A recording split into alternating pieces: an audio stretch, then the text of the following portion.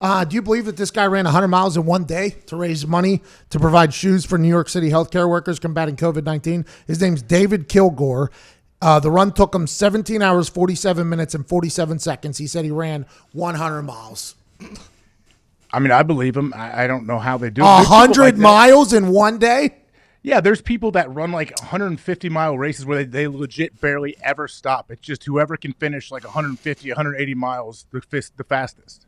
I thought David Kilgore was full of it. 100 miles in one day. I used to have to run a 2-mile test for soccer. You had to get 2 miles in under 12 minutes. I puked every single time, and I finished at 11 minutes and 59 seconds. And I understand people run marathons, but I know a guy who was trained for 6-7 months, a good athlete, and he couldn't even finish 26 miles. So the thought, he still has yet to finish that marathon that he was trying to finish. He got carted out in an ambulance at about mile 23. He just couldn't make it. Didn't even get the finalist medal. Trained his entire life for this. 6 months of his life. Went sober, did the whole thing. Still hasn't finished that marathon. And this guy's telling me he's running 100 miles in one day?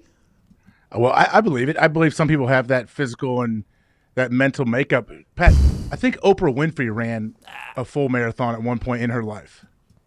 Well, that's Oprah.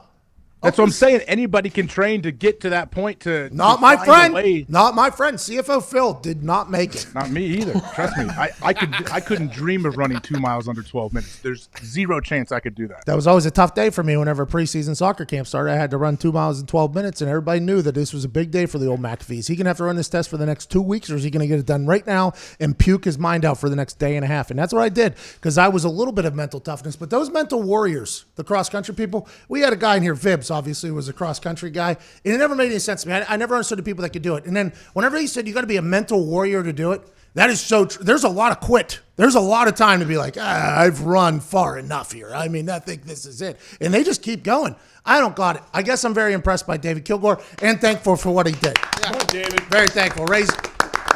Provided awesome. shoes. Yeah, it is awesome. I think it's great at what he did. Haven't you ever heard people say, like, once you get past the first 5 or 6 miles, you just really settle in and you get into this runner's high and you're, like, in the zone? I said, that has never even crossed my mind. Like, I could run for 100 miles, and I don't think I would ever hit that threshold where, like, oh, this is cool. Now I'm just cruising. I'd rather get real high instead of runner's high.